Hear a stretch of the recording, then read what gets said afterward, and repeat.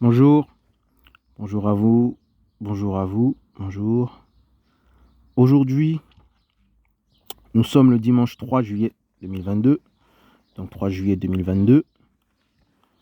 Alors, on avait fait un thème précédemment, on reste sur la continuité. Donc là, le thème, c'est la chute d'Israël et la venue de Jésus.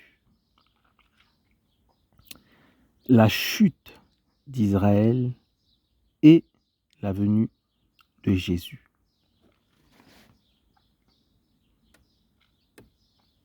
On va aller en Ézéchiel 20, verset 8, pour comprendre le thème aujourd'hui, la chute d'Israël et la venue de Jésus. Ézéchiel 20, verset 8.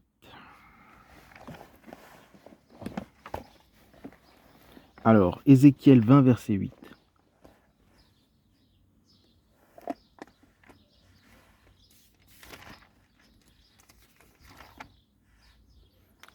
Ézéchiel 20, verset 8. Alors, on va remonter vers le verset 7 pour bien comprendre la chute d'Israël et la venue de Jésus. Ézéchiel 20, on va commencer par le verset 7. Ézéchiel 20, verset 7. Alors je leur dis, que chacun de vous rejette les abominations qui attirent ses yeux. Ne vous souillez pas avec les idoles d'Égypte. Ne vous souillez pas avec les idoles d'Égypte. Je suis Yahvé votre Elohim. On continue plus bas. Mais ils se sont révoltés contre moi et n'ont pas voulu m'écouter. Aucun d'eux n'a rejeté les abominables qu'ils avaient sous les yeux.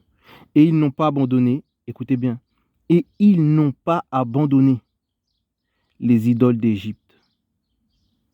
Ils n'ont pas abandonné. J'ai parlé de répandre ma fureur sur eux, d'accomplir ma colère contre eux au milieu de la terre d'Égypte. Ils n'ont pas abandonné. C'était Ézéchiel chapitre 8, verset 20. Ici, Dieu parle à son peuple, en fait, aux Juifs, au peuple juif. On nous dit clairement qu'ils n'ont pas abandonné. Et on peut voir aussi que là, on est en Ézéchiel. Et il dit, je parlais de répandre ma fureur sur eux, d'accomplir ma colère contre eux au milieu de la terre d'Égypte. Au milieu de la terre d'Égypte. Donc si on lit bien ce passage mot pour mot, on voit ici clairement que les Juifs n'ont pas cessé de pratiquer la magie, la sorcellerie, mais Dieu parle de les exterminer au milieu de la terre d'Égypte. Et l'Égypte, c'est le nom qu'avait l'Afrique autrefois. Donc il y a bel et bien, d'après la Bible, des Juifs noirs. Et oui, les premiers Juifs, comme on a vu, ils sont noirs, c'est ce que la Bible nous dit. Et ils ont fait beaucoup de pratiques. On va aller en Ésaïe chapitre 31 pour bien comprendre. On va prendre un autre passage, ensuite on va développer Ésaïe chapitre 31.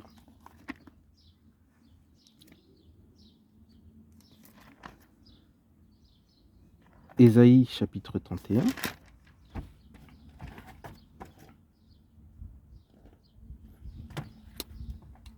Alors Ésaïe chapitre 31, le titre c'est le secours de Yahvé préférable à celui de l'Égypte. Écoutez bien.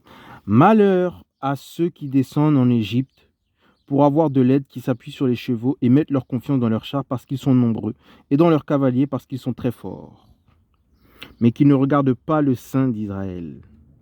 Toujours le chapitre 31, on ne va pas tout lire, on va descendre. Or, les Égyptiens sont des humains et non elles. Leurs chevaux sont chair et non esprit. Toujours chapitre 31. Écoutez bien. Ésaïe chapitre 31, verset 7. Car en ce jour-là, chacun de vous rejettera ses faux Elohim, en gros, ses faux dieux d'argent, et ses faux Elohim d'or, qui s'est fabriqué de ses mains pécheresses. Mhm. Mhm. Ici, on voit que les Juifs retournent souvent en Égypte pour faire des pratiques, voilà, sataniques, diaboliques. Voilà, le vaudou. Ensuite, on va prendre Romains 11, verset 11. On va aller en Romains, toujours appuyé sur la Bible. Romains 11, verset 11. Romains 11, verset 11. Rome.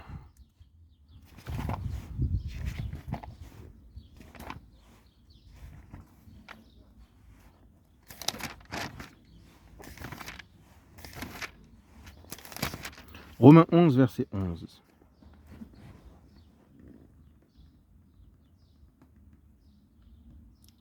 Je dis donc, ont-ils trébuché afin de tomber, que cela n'arrive jamais. Mais par leur chute,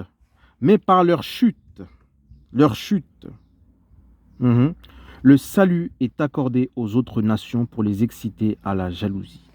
Mais par leur chute, le salut est accordé aux autres nations pour les exciter à leur jalousie.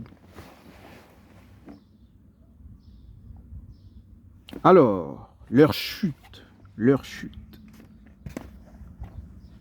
Définition du mot chute. La définition du mot chute.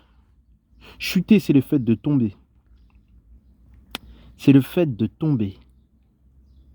Alors, avec ces passages qu'on a eus, toujours appuyés sur la Bible, il faut qu'on comprenne bien que Jésus, en fait que Dieu, qui ne fait acceptation de personne, avait suscité le peuple juif afin qu'il aille apporter la lumière aux autres nations, afin qu'ils aillent répandre la parole de Dieu. C'est-à-dire, en fait, si vous voulez, pour faire simple, la loi de Moïse. Eh oui, c'est ça la vérité. C'est le peuple qu'il avait suscité pour rapporter la parole, la première alliance, la loi de Moïse. La loi de Moïse. Actes des Apôtres 13, verset 46, toujours basé sur la parole. On va bien comprendre pourquoi Jésus c'est Dieu, toujours appuyé sur la parole.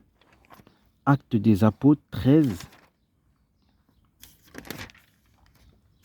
Actes des Apôtres 13, versets 46 à 48. Actes des Apôtres 13, versets 46 à 48. Qu'est-ce qu'on nous dit? Qu'est-ce qu'on apprend?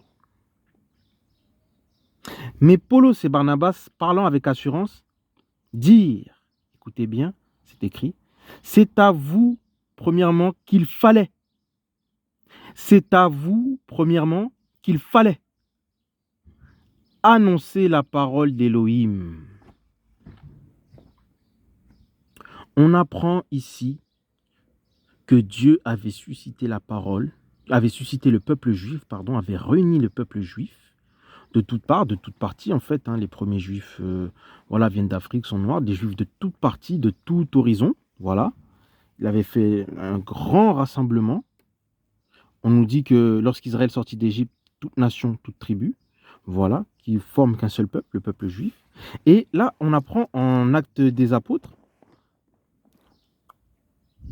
mais Paulos et Barnabas, parlant avec assurance, dirent, dont Actes des Apôtres 13, verset 46, dire, c'est à vous premièrement qu'il fallait annoncer, il parle au passé, il fallait.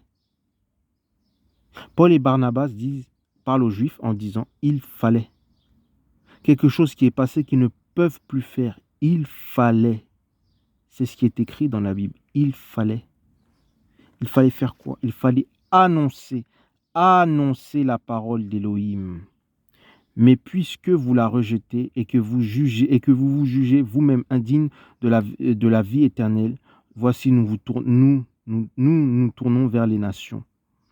Car ainsi, là on va aller au 47, en fait, Actes des Apôtres 13, verset 47, car ainsi nous l'a ordonné le Seigneur. Paul et Pierre qui étaient juifs, Barnabas et Pierre qui étaient juifs, car ainsi nous l'a ordonné le Seigneur. Écoutez, je t'ai établi pour la lumière des nations, afin que tu sois en salut jusqu'aux extrémités de la terre.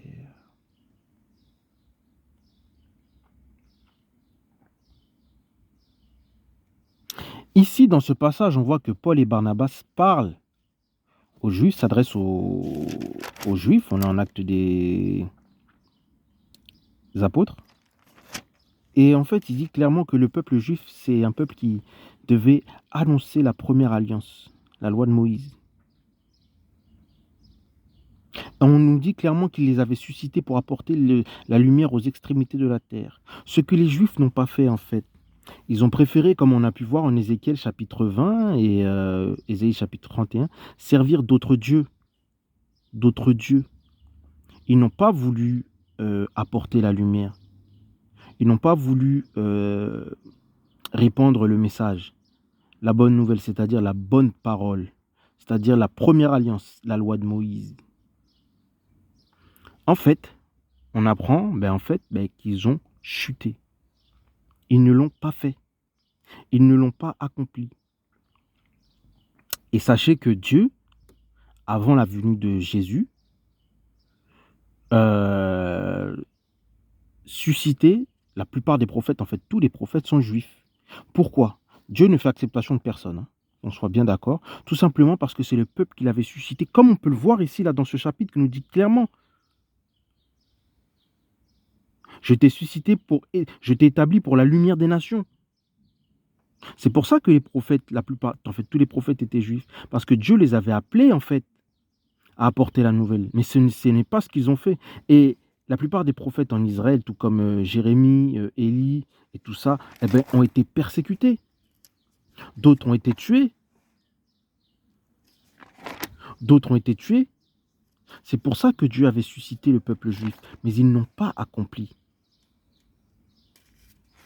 Ils n'ont pas accompli la volonté de Dieu. Ils ont préféré servir d'autres dieux, notamment les dieux égyptiens.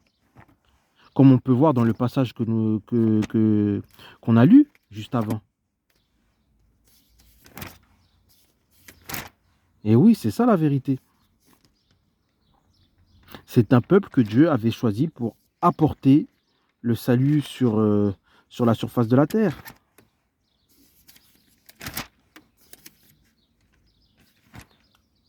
Alors, qu'est-ce qui s'est passé? Les Juifs n'ont pas apporté le salut. Ils ont chuté. Et ici, on peut voir aussi, notamment à travers tous les passages, comment le peuple se rebelle. On est en 1 roi 18. 1 roi 18. Élie, qui était un prophète authentique. 1 roi 18, on peut voir comment les Juifs, en fait, se révoltaient contre le Seigneur. 1 roi 18, verset 25. Élie dit au prophète de Baal: choisissez un jeune taureau et préparez les premiers, car vous êtes en plus grand nombre. Élie était le seul véritable prophète. Bon, il y en avait d'autres aussi, mais je voulais dire que les vrais prophètes à l'époque étaient rares. Là, il se retrouve seul et il dit: car vous êtes en plus grand nombre, et invoquez le nom de vos dieux, de vos Elohim, c'est-à-dire les dieux égyptiens. Il faut comprendre ça, c'est ce que la Bible nous dit, c'est ce qu'Ézéchiel nous dit. Les Juifs n'ont pas cessé de pratiquer la magie égyptienne. Et oui, ils prirent un jeune taureau qu'on leur donna et le préparaient, puis ils invoquèrent le nom de Baal depuis le matin jusqu'à midi. Ils étaient en plus grand nombre. Il y a toujours eu plus de faux prophètes en Israël, en fait, de serviteurs du diable, que de vrais prophètes.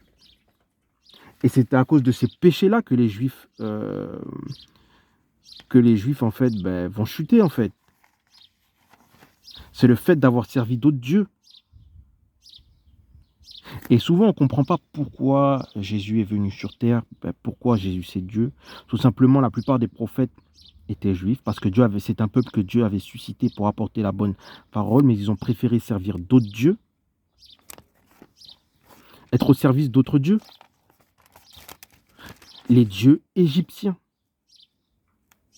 C'est ça qu'il faut comprendre. Ils sont sortis d'Égypte avec toute la magie égyptienne, toute l'intelligence égyptienne, toute la sagesse égyptienne aussi.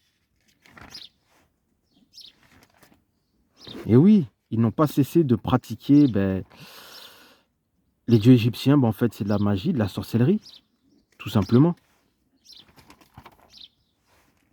À tel point que, en Ézéchiel chapitre 10, la gloire de Dieu va quitter le temple. À tel point que la gloire de Dieu va quitter le temple. Il y avait aussi beaucoup de faux prophètes en Israël, en Ézéchiel chapitre 13. En fait, si vous voulez, ils se sont révoltés contre le Seigneur en servant d'autres dieux. Ils n'ont pas changé en fait.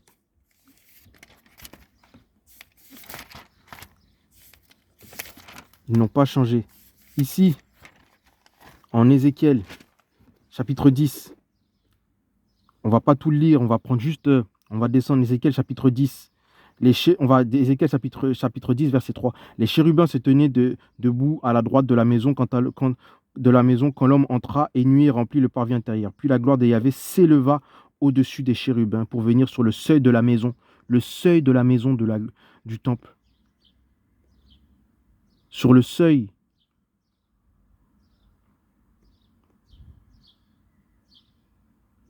Et oui.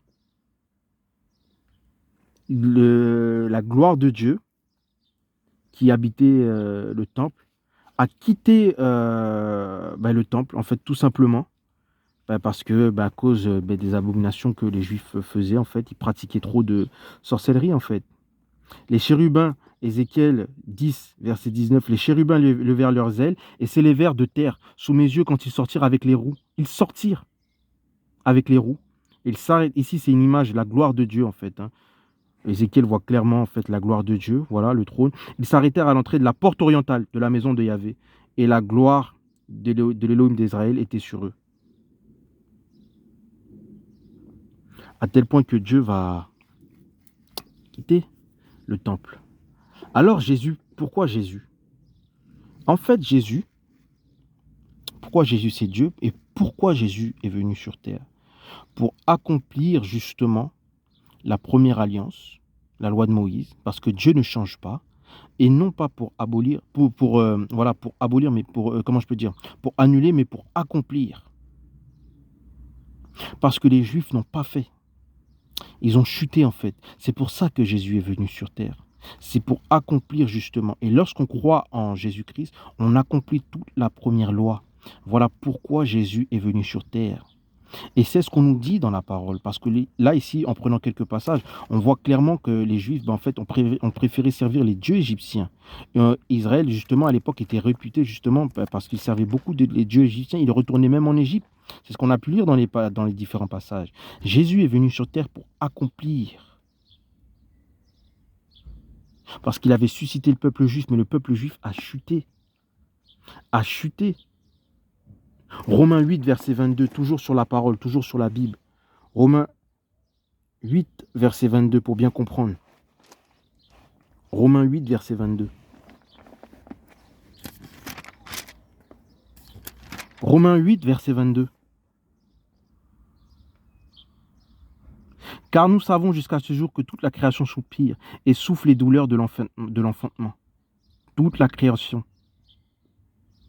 Et non seulement, je continue verset 23, et non seulement elle, mais nous aussi, qui avons l'offrande du premier fruit. À l'esprit, nous aussi, nous soupirons nous-mêmes en attendant assidûment, patiemment l'adoption, la rédemption de notre corps. En fait, ici on peut voir que normalement, là, nous savons que jusqu'à ce jour, toute la création soupire. Les Juifs n'ont pas apporté le salut sur la surface de la terre. On est en Romains, on est à l'époque de Paul en fait. Ils étaient censés apporter la parole du véritable Elohim. Mais la création attendait encore ce moment et continuait de souffrir justement. Jésus justement, c'est celui qui va accomplir la première alliance. qui va faire ce que les Juifs n'ont pas fait. Et on ne comprend pas pourquoi Jésus, c'est Dieu, pourquoi il est venu sur terre. C'est pour accomplir. C'était ça sa mission. Il est venu accomplir ce que le peuple qu'il avait suscité n'a pas fait. Pour bien comprendre cela, on va aller en Ésaïe 59, verset 16. Ésaïe 59, verset 16. Parce que la création n'est pas censée attendre, puisque les Juifs auraient dû apporter le salut. Ésaïe 59, verset 16.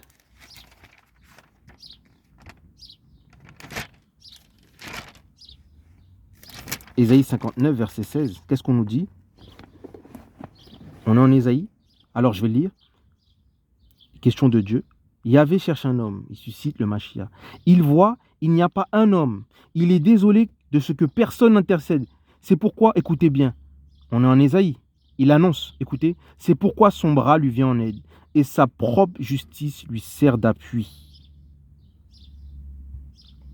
Car il se revêt, écoutez bien, il se revêt, c'est-à-dire que lui-même, il se revêt de la justice comme d'une cuirasse et le casque du salut sur sa tête.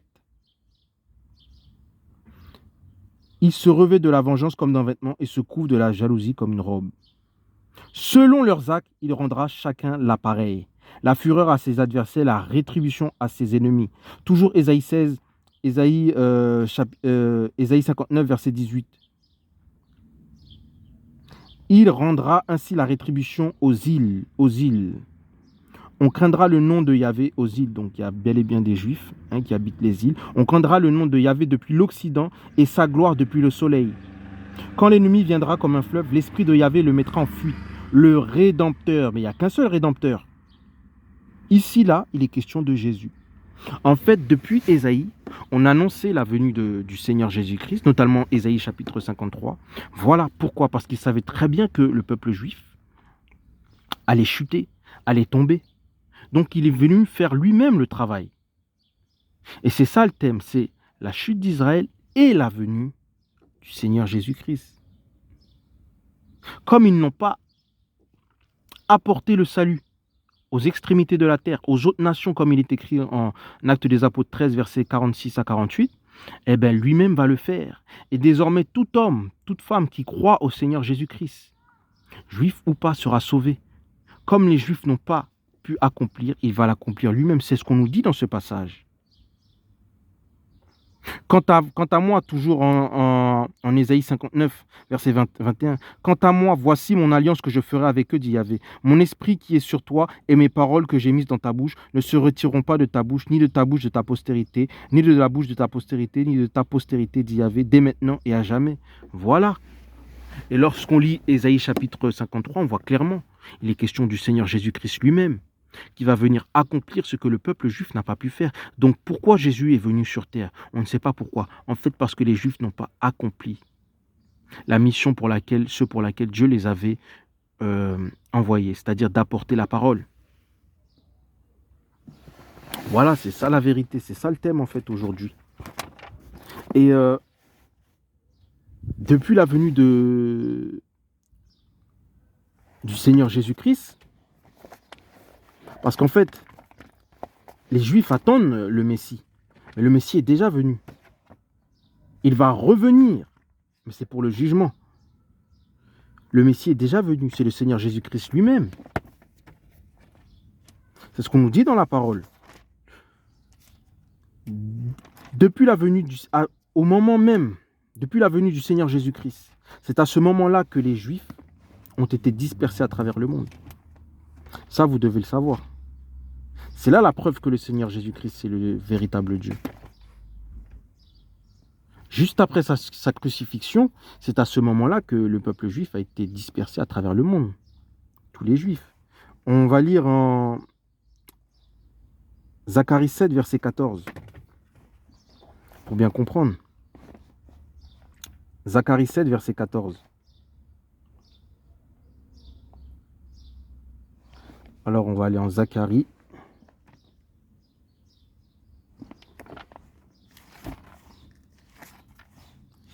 Alors, Zacharie 7, verset 14.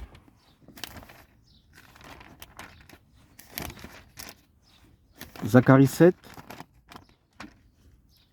verset 14. Je les ai dispersés par une tempête dans toutes les nations qu'ils ne connaissent pas. La terre a été dévastée derrière eux. Il n'y a plus eux ni vaillants ni venants. Et d'une terre de délices, ils ont fait un désert. Je les ai dispersés dans toutes les nations. Et oui, regardez bien. Depuis la crucifixion du Seigneur Jésus-Christ, c'est à ce moment-là que tous les Juifs ont été dispersés à travers le monde. Zacharie 10, verset 10. Zacharie 10, verset 10. On va continuer, on va comprendre. Zacharie 10, verset 10. Ainsi, je les ramènerai de la terre d'Égypte. Ah, la terre d'Égypte. On apprend qu'il y a des Juifs là-bas. Et l'Égypte, c'est le nom de l'Afrique, que l'Afrique avait autrefois. Donc, d'après la Bible, comme je dis, il y a bel et bien des Juifs noirs. Et oui, je les ramènerai de la terre d'Égypte, je les rassemblerai de la Syrie, et je les ferai venir en terre de Galate et au Liban, mais il ne s'en trouvera pas assez pour eux. C'est Dieu qui va restaurer le royaume d'Israël. C'est pour ça que Pierre lui pose la question, quand est-ce que tu vas faire la restauration du royaume d'Israël? Et depuis sa crucifixion, c'est à ce moment-là que les Juifs ont été dispersés à travers le monde. Israël que l'on voit là, c'est le reste qui a été annoncé dans la Bible. Hein. C'est le reste qui avait été annoncé par les prophètes. L'État d'Israël est né dernièrement, il n'y a pas si longtemps, il est né le 14 mai 1948. Et c'est le reste, c'est la parole qui s'accomplit justement. Et c'est pour ça que Jésus, c'est le vrai Dieu. À sa mort, à sa crucifixion, c'est à ce moment-là que les Juifs, en fait, ont été dispersés à travers le monde, comme on peut le voir en Zacharie, dans toutes les nations. En fait, les Juifs n'ont pas accompli la première alliance, la loi de Moïse. Dieu est venu l'accomplir lui-même. Et c'est ce qu'il dit en Ésaïe. En Ésaïe aussi, chapitre 53. Donc voilà, c'est ça le thème aujourd'hui. C'est la chute d'Israël qui a provoqué la venue du Seigneur Jésus-Christ. Et désormais, un juif, ce n'est pas celui qui pratique la loi de Moïse, c'est celui qui croit au Seigneur Jésus-Christ, au Seigneur Yahushua Mashiach. Donc, que tu sois juif ou non juif, tu deviens juif en croyant au Seigneur Jésus-Christ, Seigneur Yahushua Mashiach. Et les personnes qui seront sauvées, c'est-à-dire le salut, la délivrance, qui verront le Seigneur Dieu, le Seigneur Jésus-Christ Tout-Puissant, ce sont ceux qui croient au Seigneur Jésus-Christ, qu'ils soient juifs ou pas. Et qui ont pratiqué la parole. Comme je dis toujours, les croyants ne sont pas sauvés, ce sont ceux qui pratiquent, parce que tout le monde croit. Ce sont ceux qui pratiquent, qui mettent la parole du Seigneur Jésus-Christ en action, qui seront sauvés. C'est ça la vérité. Donc comme les Juifs n'ont pas porté le salut, peuple qu'il avait suscité, voilà, pour apporter le salut aux extrémités de la terre, comme on a pu le voir dans les différents chapitres, Jésus est venu le faire lui-même. Jésus est venu le faire lui-même, en fait. Il est venu accomplir justement ce que le peuple n'avait pas pu faire, en fait. C'est ce qu'il faut comprendre. C'est pour ça qu'il y a eu la venue du Seigneur Dieu.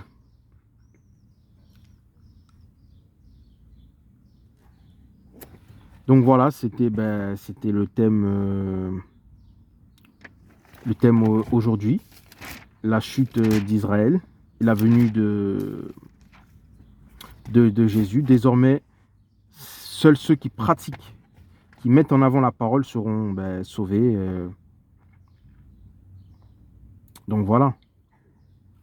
Là, un dernier passage pour lire. On voit clairement en Ésaïe chapitre 42, verset 6. « Moi, Yahvé, je t'ai appelé en justice, et je te prendrai par ta main, et je te garderai, je t'établirai pour être en alliance, pour être l'alliance du peuple et la lumière des nations. » Il est question de qui? D'Israël. Voilà. Et Ésaïe chapitre 42, verset 6. « Moi, Yahvé, je t'ai appelé en justice, je prendrai ta main et te garderai, et je t'établirai, comme on l'a lu en Actes des Apôtres, et je t'établirai pour être l'alliance du peuple, et la lumière des nations. Pour ouvrir les yeux des aveugles, pour faire sortir du cachot le prisonnier, et de la maison de détention ceux qui demeurent dans les ténèbres. » Donc voilà, le Seigneur Jésus-Christ est venu accomplir ce que les Juifs n'ont pas fait. Et désormais, ben, seuls ceux qui croiront, qui mettront en pratique la parole seront sauvés. Donc voilà, c'était ça le thème aujourd'hui. C'était la chute d'Israël et la venue du Seigneur Jésus-Christ. Donc voilà, c'était le thème aujourd'hui. Allez, bonne journée à vous. Au revoir.